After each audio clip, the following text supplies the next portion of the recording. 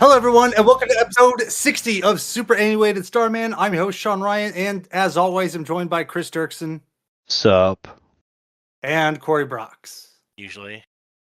And today we're going to be discussing an arcade classic. We're going to be talking about Sunset Riders, a amazing game from Konami. So stick around, enjoy this music, and we'll be right back with the history of this fantastic game.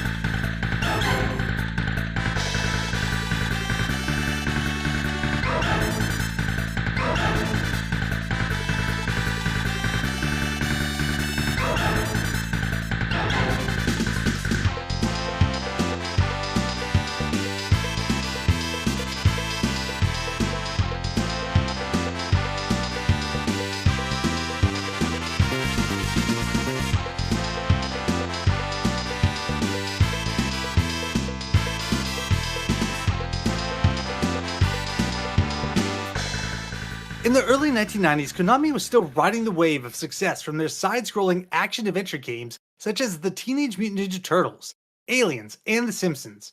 Wanting to maintain that momentum, Hideyuki Sugimoto was tasked with designing the next big multiplayer arcade game.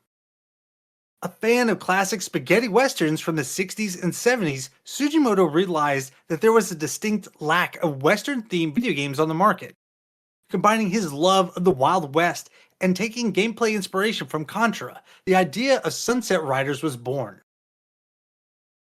Sunset Riders is a 1991 side-scrolling run-and-gun set in the American Old West that follows the adventures of four bounty hunters, Steve, Billy Cool, Bob, and Cormano Wild, as they attempt to free a mining town from the tyranny and oppression of Sir Richard Rose and his gang of outlaws. The game offered 4-player simultaneous gameplay, bright colors, exciting cutscenes, and a brilliant soundtrack. Originally released in the arcades in a 2- and 4-player variant, each bounty hunter is given their own unique guns, with Steve and Billy packing revolvers, Bob carrying a rifle, and Cormano, arguably the fan favorite, rocking a double-barreled shotgun hidden beneath his poncho. The game was a massive success, which is no surprise there considering Konami's amazing track record in the arcades, but they wanted to get Sunset Riders into the living rooms. Konami, already having produced several games on the SNES, knew they had an untapped market for the games on the Sega Genesis, and so Sunset Riders became the first game that was ported to Sega's 16-bit home console from Konami. However, there were several compromises. Releasing on a 4MB cartridge, the game didn't include the animated intro cutscene, 4 levels were cut from the game, and the remaining levels were extended to pad out the gameplay. But arguably, worst of all, 2 players were cut from the game, only giving players a choice between Billy and Cormano. By contrast, the Super Nintendo game includes the animated intro, all 4 players, as well as all 8 levels from the arcade. This was because the memory on the cartridge was double in size compared to the Sega Genesis version. But this is Nintendo, so of course there were some compromises of a different kind involving censorship. The burlesque dancers seen in the saloon were given some more modest clothing than their arcade counterparts. There's no longer a burning animation when your player catches on fire, and the biggest change, and one probably for the best, was that all Native American enemies were replaced with generic bandits. The Arcade Archive series offers the arcade version of Sunset Riders on the Switch and PlayStation Network with some minor censorship as well. The boss, Chief Scalpum, was renamed to Chief Wigwam, So racist. and the dialogue from El Greco, that is Die Gringo, was changed to Oh Adios my Amigo. god. For just under $10 US, you too can saddle up and bring the evil Sir Richard Rose to justice.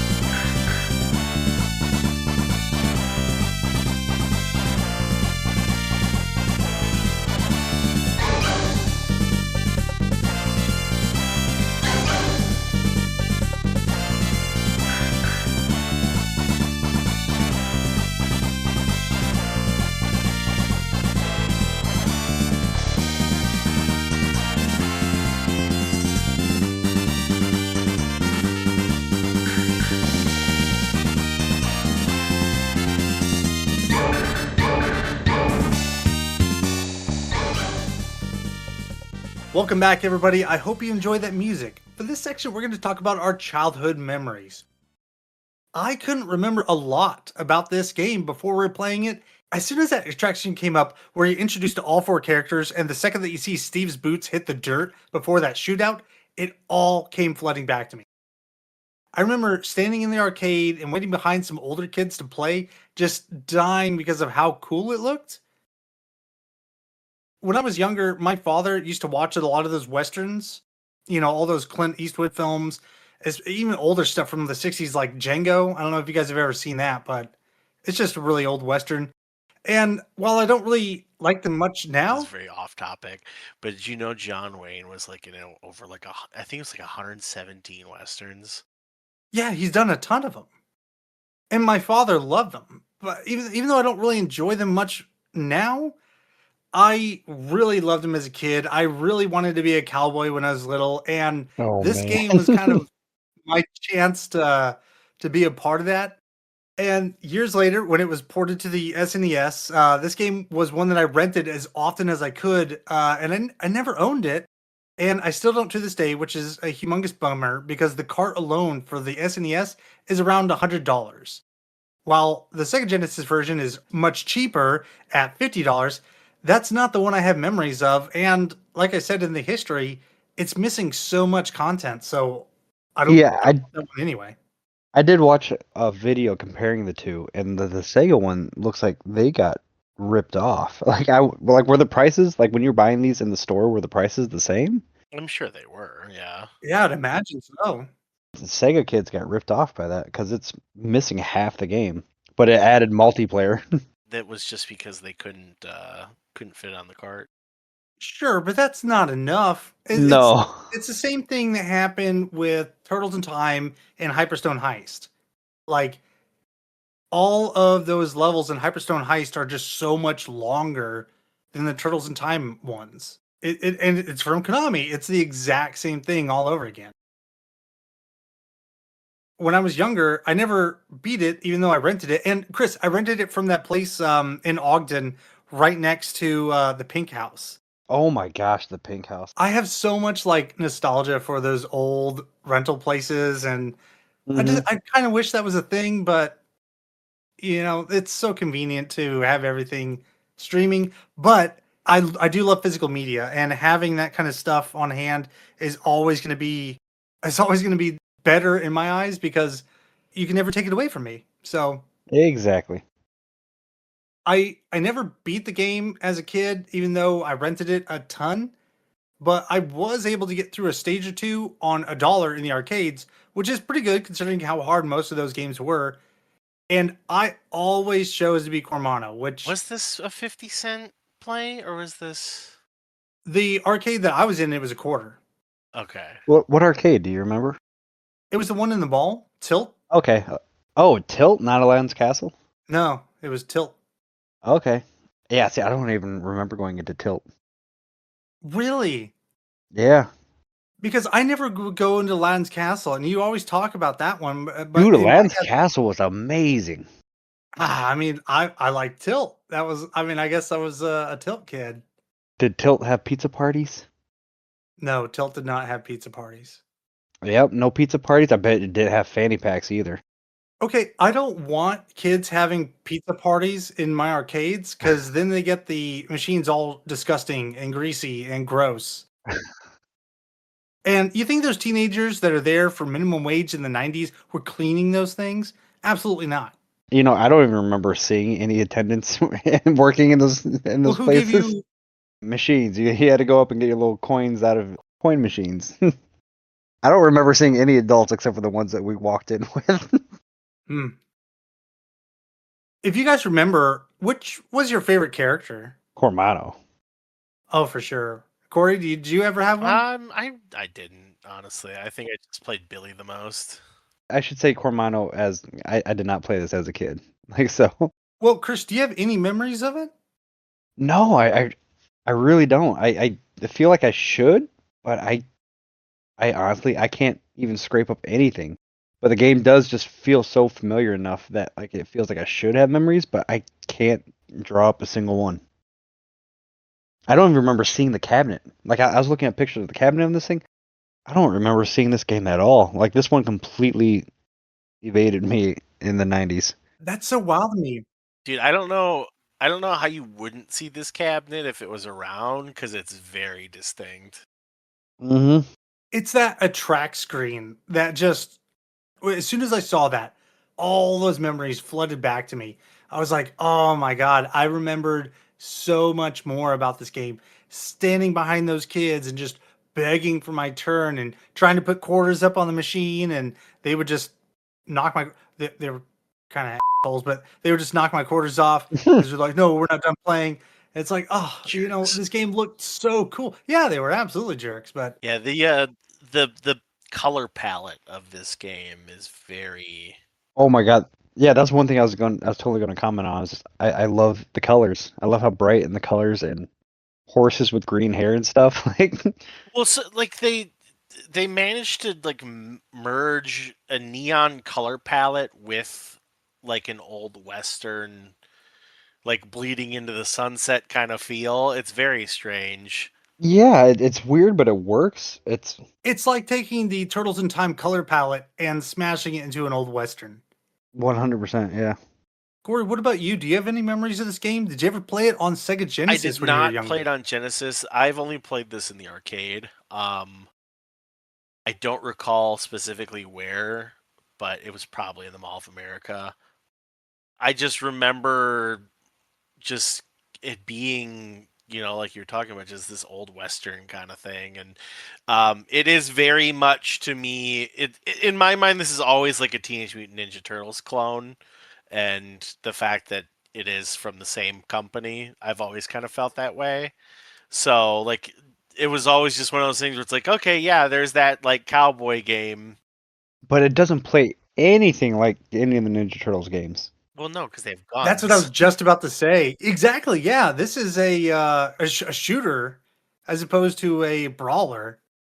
But I do understand where you're coming from with it feeling so similar, which makes absolute sense. Visually, and like we were kind of talking about off air, but they recycled a lot of the audio assets as well. You can tell it's the same company, and you can definitely get that feel of like, yeah, there's Turtles in Time in the Old West. And the fact that they did Contra too, where it's like it's just like another one of their bullet games. Like it's very much this like weird love child of everything Konami's done. Yeah, that makes perfect sense.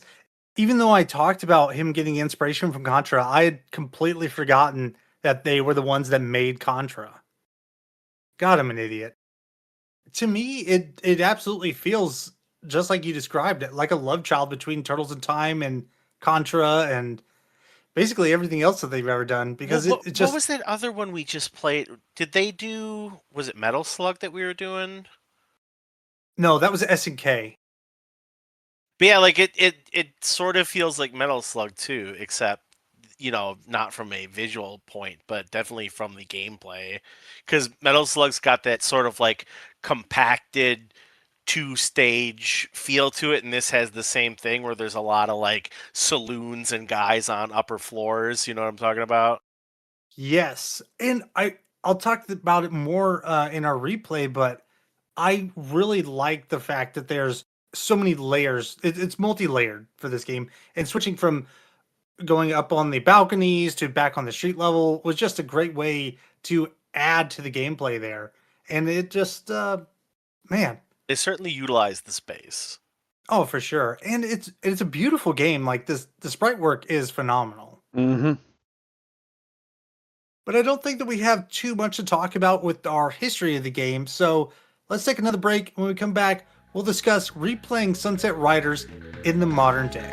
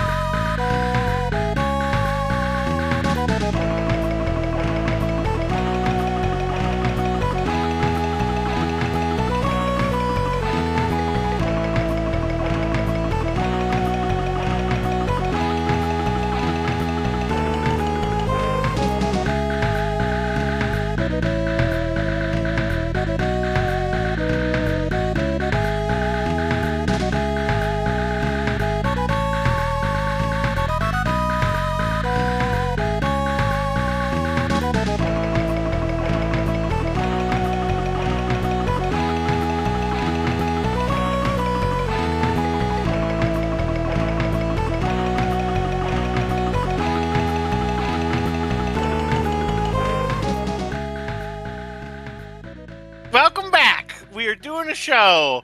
We're talking about riding into the sunset, and this is the modern day. So, yeah, I picked Billy because he's Billy the Kid, and Oh my I god. shot a bunch of cowboys. Did you just make that connection? Just now. I didn't have it either.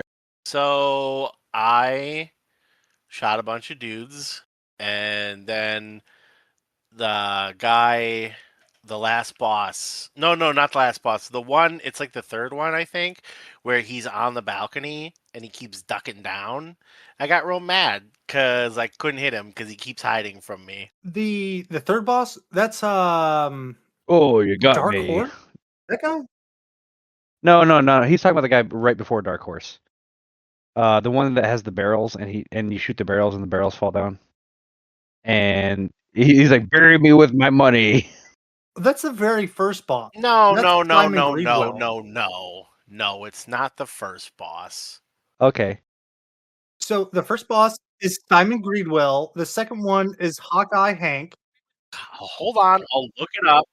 It's the guy with the green coat that keeps ducking behind That's crates. Hawkeye Hank. Yep. Is that who it is? Okay. Yeah, he sucks and I hate him. He's not that hard. He's annoying because he keeps Well, you ducking. gotta shoot just a lot. He's gonna duck. You just Listen, They why get can't worse he after that. just be cool and be out there and let me shoot you? I mean, the game's all about pattern recognition. They're all about pattern recognition at Konami. Every Konami game's about pattern Yeah. recognition. And lots of bullets flying at you. Well, I mean, Cory was the only one of us that legitimately beat Contra, so I have to always default to him. I don't think that's So he says. I don't doubt that. You want He to come didn't- over and watch me I do it do again? not doubt it in the slightest. I would love to watch you do it. I spent like 16 hours over a very slow week just doing that. Stream it on Twitch. Oh man. But yeah, so I don't know. We kind of talked about this in the childhood, but to me this is I don't have any special love for this game. It feels like kind of an amalgamation of some other titles, and I kind of just went through the motions with it. Really? Was there anything that you took away from it that you really enjoyed or No, I mean, so here's it. Like, it's fun in its own right. There's nothing wrong with the game, right? It's well done. Konami put together a good title. It's just kind of more of the same. This is like, I don't know, the fifth or sixth side scroller we've done, and it's starting to get to the point where it's like kind of a repetitive thing. It's not like a specific IP, so there's nothing like that jumps out as far as like character creation or anything like that. Everything's a little bland. They do have some very fun writing in it where, like, we were talking about, the first boss is like, bury me with my money. And they're very kind of like jokey and having a good time in that front. But in my opinion, it's nothing to really write home about. Really, I love this game. It's I, genuinely one of I my think it's a good favorite title. arcade shooters. I just don't think it's like it's not my favorite, I guess. Fair enough. Wild. Was there any boss that was particularly difficult? Yeah, the second guy, I did not enjoy him ducking behind crates. Did you stop at? Did you stop No, there? no, I beat it. I'm just not patient. So I'm assuming that we all just kind of steamrolled through this with unlimited money, or did anybody set like, I'm giving myself X no, number of I dollars? didn't. And Once again, patience was not a virtue this time around. I just brute forced it.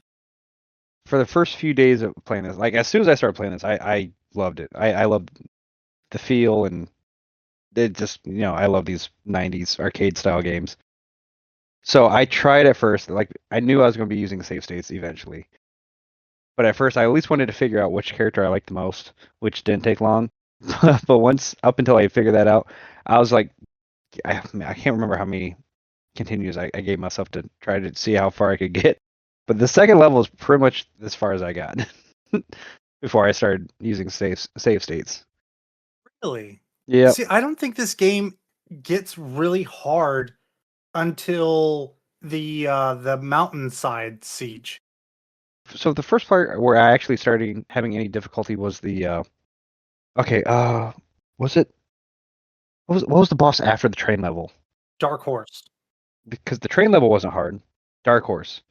Dark Horse was the first area where I started having difficulties. And I swear, like, do the bullets get faster? Mm. I swear, like, as I started having a harder time dodging and avoiding stuff right about there, and I just noticed like everything just seemed quicker. So, might be right about that. One thing I did find out is that if you play this on co-op, they do make the bullets faster to enhance the difficulty. That makes sense to me. Yeah. So as the game progresses, they might subtly speed up that as part of the gameplay difficulty curve. Well, and then I noticed like on the very last, like the mountain level, the bullets were just freaking flying. Like they were super hard to dodge. See, this is crazy to me. I didn't get hit once on stages 1 and 3, and I only died one time in stage 2. Which one? Okay, so which one's stage two? Stage two is Stage 2's the train level. okay. I didn't have problems with dodging bullets in stage two. It was those stupid logs that they throw out the wagons.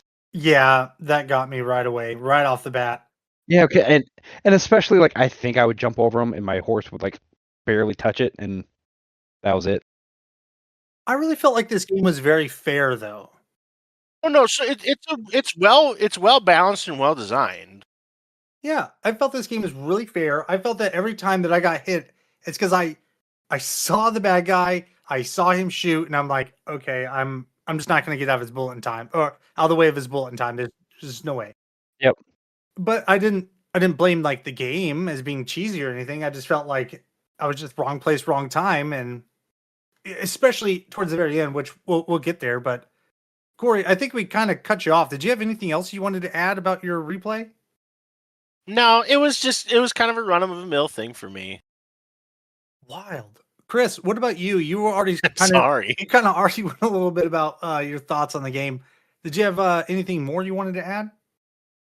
I loved it. This was just a great game to pick up and just kind of smash buttons for 20 minutes at a time, and then set it back down and come back the next day and revisit it. And like I did not play it for hours at a time. Like I said, like 20 minutes at a time.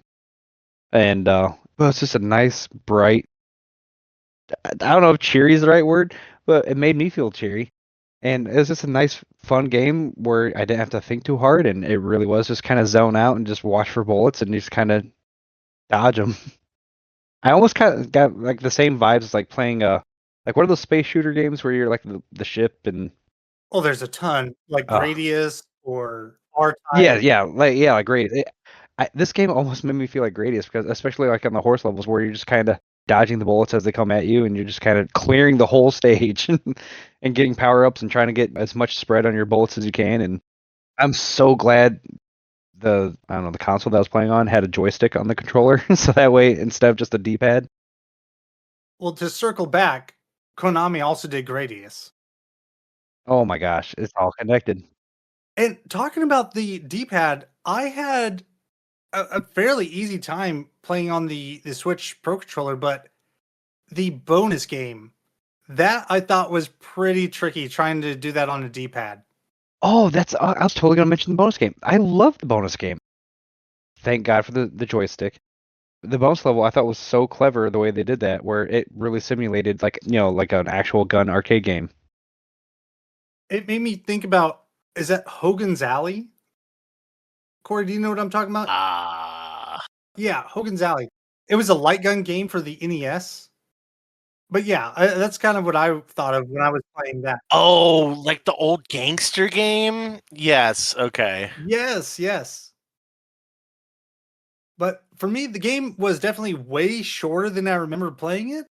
But I have a lot more experience with games now than I did as a child, and having unlimited continues really helps out. But Hmm. like I said, I barely got hit all the way up until the stage where you are trying to go up the mountain. That one was just ridiculous. That's stage 6. It's called Mountainside Siege, and that's where you face off against the Native Americans and Chief Wigwam. He gave me the business. I died so many times on him. Just to fill everybody else in, like wasn't he the first boss that basically had spread back at you? Like all the other bosses were kind of doing single fire bullets, but they would try to follow you. This guy threw 4 knives at a time, Yeah, so he would jump from pole to and they pole. were so close together, Yes, and he would just throw them and he out. was quick. Yeah, he was so fast. I could not stop dying to this guy. Yeah, same. This was like my real big roadblock when I was trying to play through on my self-imposed quarter limit. 100%. Hey, I can see that. God, this guy was just absolutely devastating. But that level itself, I really, really enjoyed because I love where a game switches up the context, where Yes. everything is side scrolling up to this point. Sometimes we're on a horseback, sometimes we're on a train, but now we're going up a mountain and you're cutting from the left to the right or right to the left. And it was different. And that made it fun. That made it unique and memorable to me. And the ropes. And the ropes and going down, you're in a Yep. giant basket. I was terrified trying to jump off of that to grab any of the emblems and then jump back to my basket. So I just ignored him the entire time. I was too afraid. And we should probably mention that. So when you are playing through the game, there are silver badges and gold badges. And the silver badge, I don't know what it does for every single player, but let's say you're Steve who has the pistols, it'll give you 2 pistols. And the gold badge will allow you to shoot automatically. So it's no longer the single shot fire. So what does it do for the other characters that you guys played? I know you said you were Billy, Corey, so I think Billy and Steve are basically the same character. Right. And then Ben and Carmano are basically the same. Well, Carmona has the shotgun, right? Right. Yeah. Which has spread. The gold badge for Billy gives you just like auto fire. It's like you hold the Mm. button down and it just keeps going. Oh, nice. Yeah, actually, I don't even remember that. That's kind of nice, but still single line fire, right? Yeah, it's just way faster. That's nice. That's pretty cool. But with Ben and Cormano, man, you get that spread, and you're just roasting people. You don't even have to aim anymore. You just shoot in the general direction. You're gonna hit them. I don't know why exactly, obviously they're by the same company, but I got such big Contra vibes at the end of the second to last stage, in the forest, where your boss is Paco Loco. Yes, yeah, no, I totally did too. Well, I mean, because the way he was like kind of standing up there, and the bombs that were coming out of the trees and stuff, it kind of like in that forest level, it kind of had like that, it did kind of have like a little contra vibe to it. But for me, it was is the explosions and the fact that like this guy's up on this little fort wall shooting down at you. Yeah, it really kind of brought back those vibes to me. But I want to talk about that last stage and more specifically the final boss of the game, Sir Richard Rose. I thought that was a great boss, even though he does have a barrier and he's on the balcony as well. Hmm. But I loved how difficult that fight was, that there's so many bandits that are coming at you from all angles. And I absolutely loved that fake out where he has the steel plate he Yes. takes off. That was awesome to me because that's such a throwback to those old spaghetti western films Hmm. where the good guy just happens to have a steel plate, but this time it's the bad guy. So it really really hit it home for me.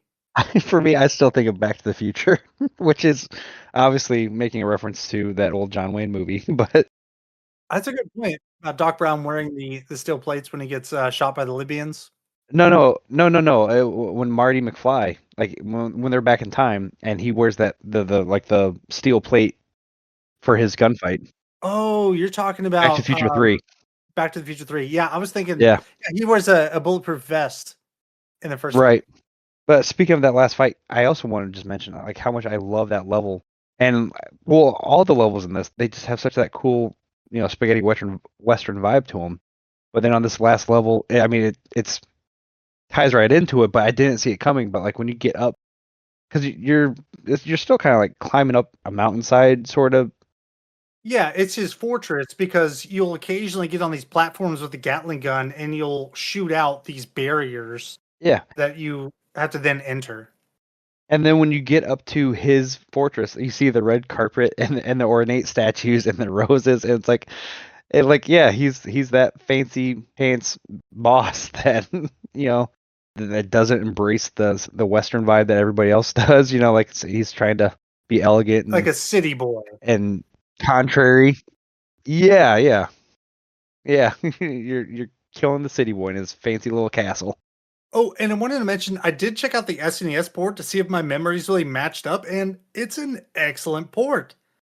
Obviously, it's not as graphically as impressive, but it's really good, all things considered, which makes it all the worse that I don't actually own it. I played the Super Nintendo version and I didn't feel like there's anything missing, but then again, I never played the arcade, so I don't have anything to compare it to, but I liked it. And like Corey said, I mean, it did very much like Turtles in Time, kind of like those bright early 90s neon colors mixed in with being a cowboy is great. I loved it. I thought it was great. But that said, Chris, Corey, do you guys have anything else before we take another break and then move on to our final thoughts of the game? No, I think we covered it all. With that said, enjoy this music. And when we come back, we're going to discuss our final thoughts on the game. Stick around.